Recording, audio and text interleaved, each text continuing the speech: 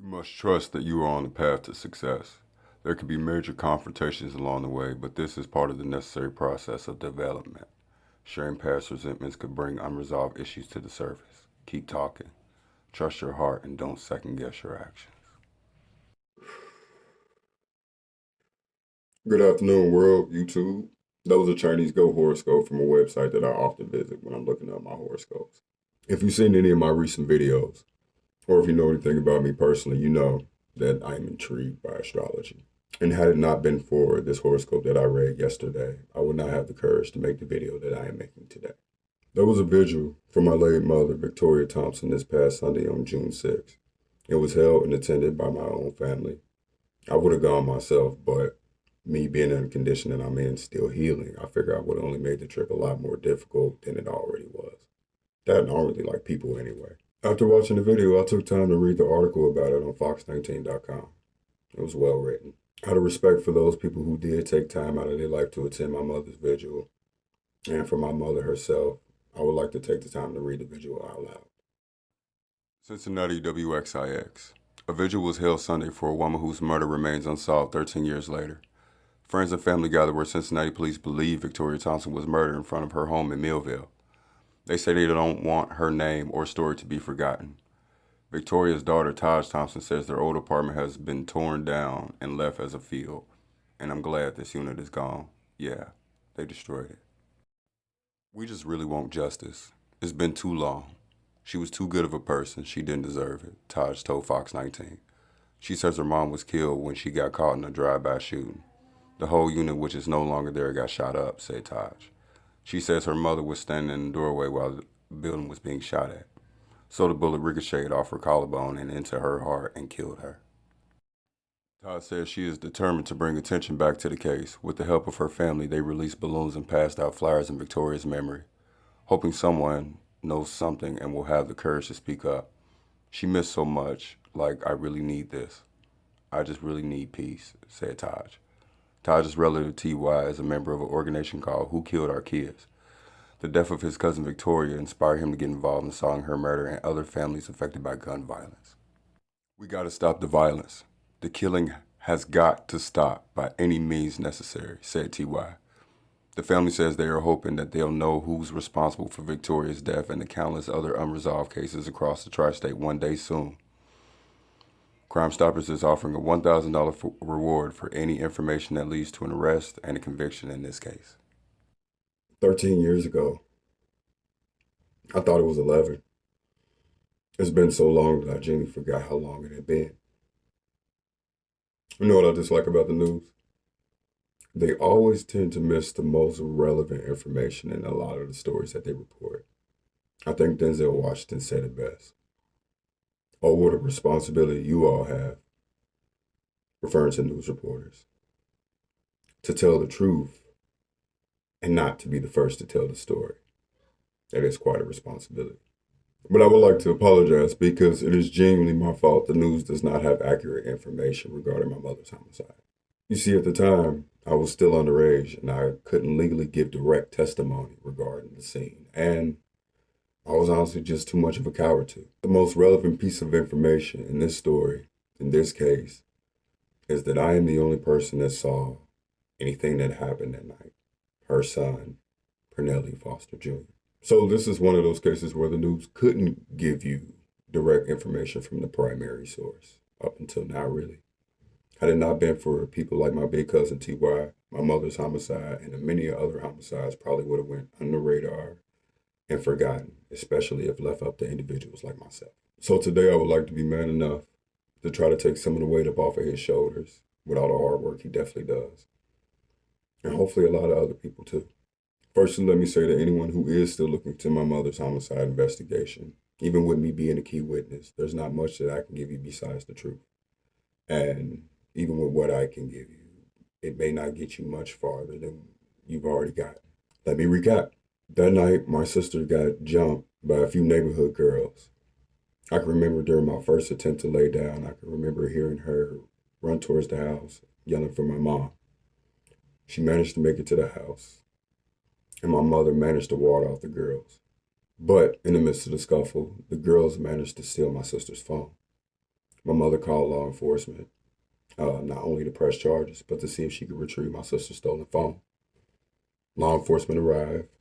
They searched the girl's house, and I remember seeing them come out with bags of cell phones, a lot of cell phones, like cell phones that they had been collecting. But I remember that my sister couldn't identify her phone amongst all the phones that they did bring out.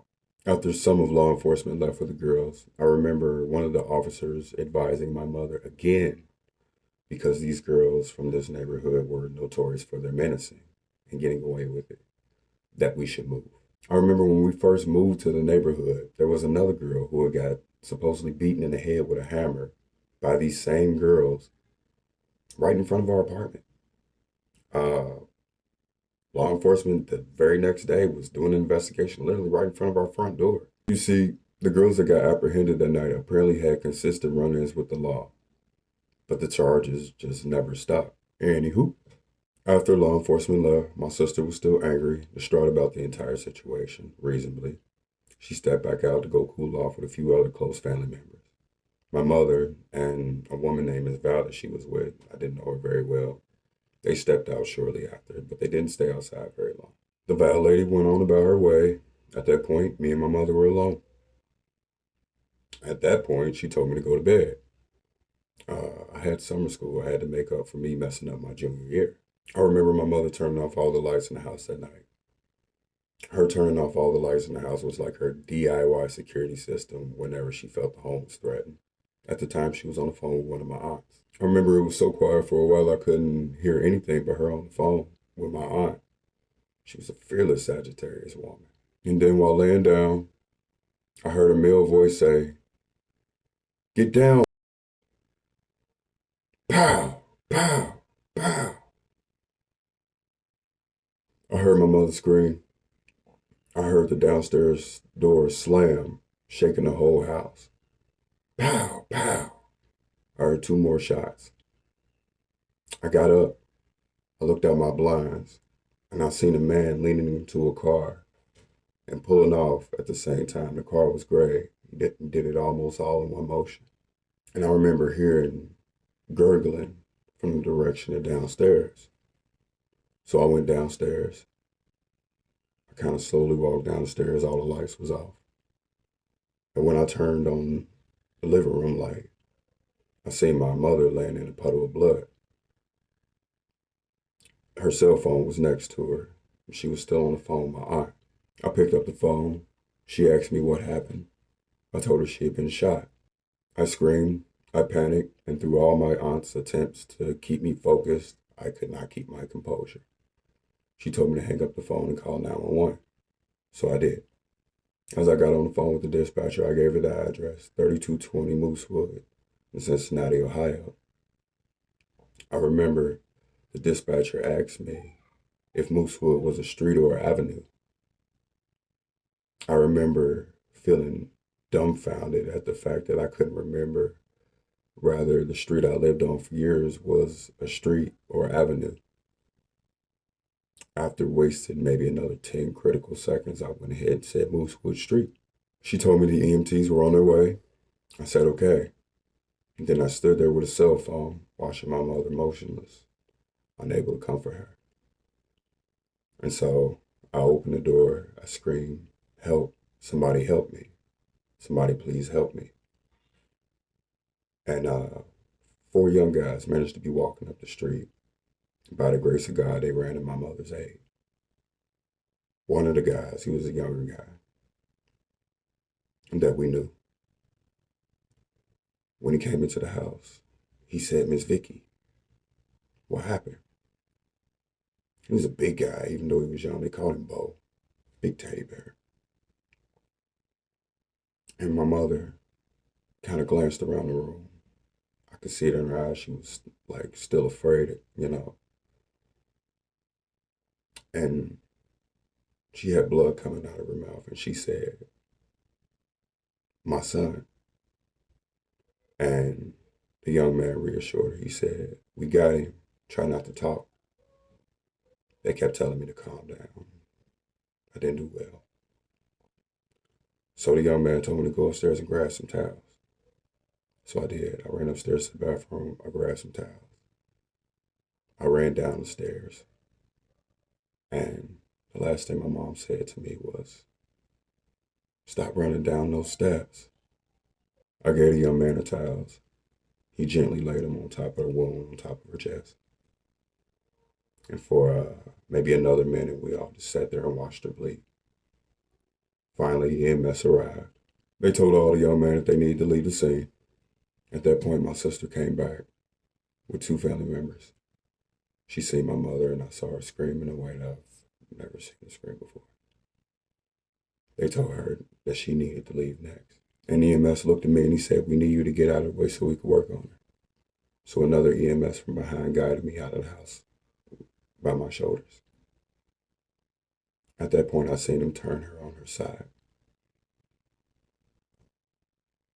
Not even maybe a minute later, an officer came out of the house and told me that she was gone. I asked him, "What do you mean she's gone?" And I pushed him. And I fell to my knees.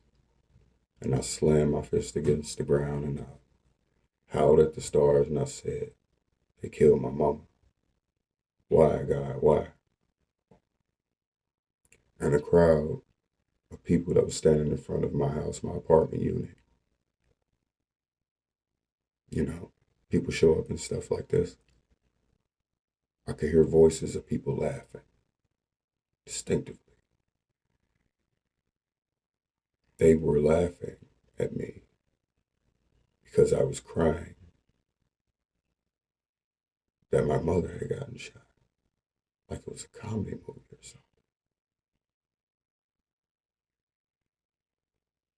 And that's what happened. That was the first day of the rest of my life. I could blame my mother's death on the girls who were never held accountable. I could blame it on the valet who mysteriously disappeared. I could blame the dispatcher for wasting vital seconds for virtually non-relevant information. I could blame EMS for the lack of critical response and equipment. But ultimately, there was only one person with a gun that night, and it was a man I do not know. Even if you pull pictures of him, I couldn't even point to you which one he could be. I know he was a man. I know he was a black man. It's about as far as I can get you. To my mother's murder, it's been 13 years. It's been a long, long time. I don't know who you are. I don't even know if you're still alive. You could have lost anything from life to limb to longevity to loved one by COVID-19 by now. This past February this year, I broke my femur, Mr. Glass. I cracked myself up. I had to undergo surgery to repair my leg. It was the first time in a lifetime that I had to undergo orthopedic surgery without my mother being there. The first time in a lifetime that I would endure orthopedic surgery without my mother's support. 30 years old in the hospital by myself, crying that I want my mama. Right. At the time, I considered how many people don't like me. Jenny had it out for me. Friends, some family, as co-workers. When I consider how many people wanted to see me down and in pain, I asked God why. Why didn't he just let me die on the table? Why make someone endure so much pain in one lifetime? I am not Jesus, never even put in an application for the position. And then after watching my mother's Vigil on the internet, it hit me. After 13 years of nightmares and grief and tears, it finally hit me. I understood something that I never understood before that point. To my mother's murder, it occurred to me that somebody hurt you. So many people hurt you that hurting other people became natural. I know that now. I know that in my heart, that when I see my mother laying on the floor in a puddle of blood, you were presenting to me the pain that somebody presented to you and the pain that you were made to become accustomed to. I don't know who you are. I don't know who hurt you. But I know in my heart now that the reason I did not die on that operation table is because I cannot leave this earth with that pain and hate in my heart. And I can't allow you to do that either. I wasn't raised like that. So to my mother's assailant, you took a daughter, a sister, a grandmother, a cousin, and a dear friend from many people who still needed her. But even if I knew who you were, reward money in exchange for giving you more pain and isolation just wouldn't bring me no satisfaction today. You know what? In 2021, I think everybody's had their fair share of pain and isolation. So I wanted you to know, whoever you are, I am so sorry that somebody hurt you so bad that you did not have the capacity to realize the pain that you were inflicting on us. I know that pain now. You feel robbed. You feel betrayed. You feel alone. You probably see death on TV and just don't feel the same way everybody else do. Somebody made you like that. If you are still alive, if this reaches you, I want you to know that you are not alone. Whether it means anything to you or not, I want you to know I am sharing your pain with you every day. And I forgive you. I forgive you for being in pain, and I forgive you for spreading it. You see, hate is a disease, and it's so easy to spread a germ if we ain't careful enough to wash our hands. I can't grant you the world's forgiveness, but I can grant you mine. I'm not asking you to turn yourself in or nothing like that. I never wish no bad on you. I never did. But in the name of redemption, if you want it, I'm asking you for 3 things. 1, forgive yourself. 2, forgive whoever hurt you. And 3, don't let nobody else ever hurt like this ever again. Don't hurt nobody else. Anybody that know my mama knows that that is what she would want us, me and you, to do. I won't feel like a man until I can stop carrying the pain that I received as a boy. And the pain not gonna stop until I do. And I believe in my heart that she really want that relief for you too.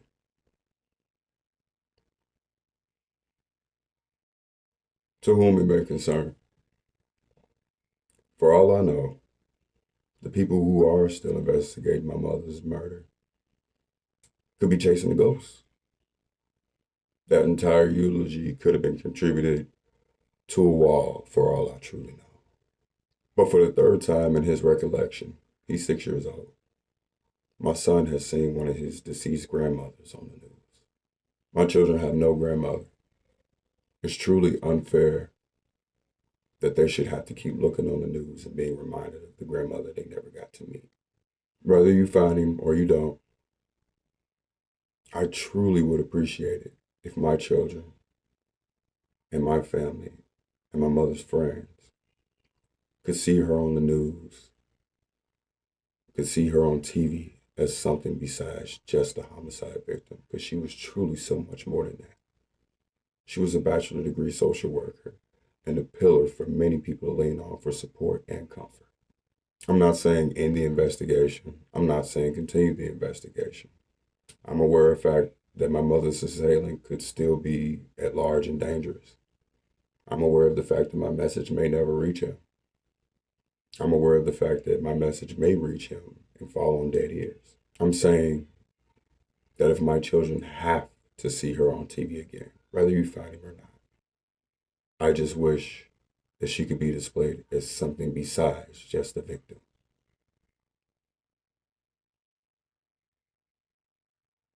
She was Victoria. I don't know the rules on that or how that goes. I just think it would be nice for them. I realized while watching my mother's vigil that in my shame and in my grief, I myself have never given my mother a proper vigil in 13 years. Shame. Right. And so if you have a picture of my mother, an extra, or a picture of a loved one that you lost from homicide, could you do me a favor? Kind of make up for my negligence? Could you put their face on a balloon and write on the back of that balloon, I forgave, and send it up to the sky? I'm asking anyone who watching this video, whose loved one's life was taken from them, that wants to spread the message of forgiveness. I am challenging you to send a picture of them with the words, I forgave, on the back of a balloon up to the sky. I challenge you in the name of ending the cycle of hate to forgive somebody that hurt you. The cycle of pain got to stop somewhere. Let it be with you. If you watch this video, thank you. I hope peace remains with you today. And if not, let's be offended together.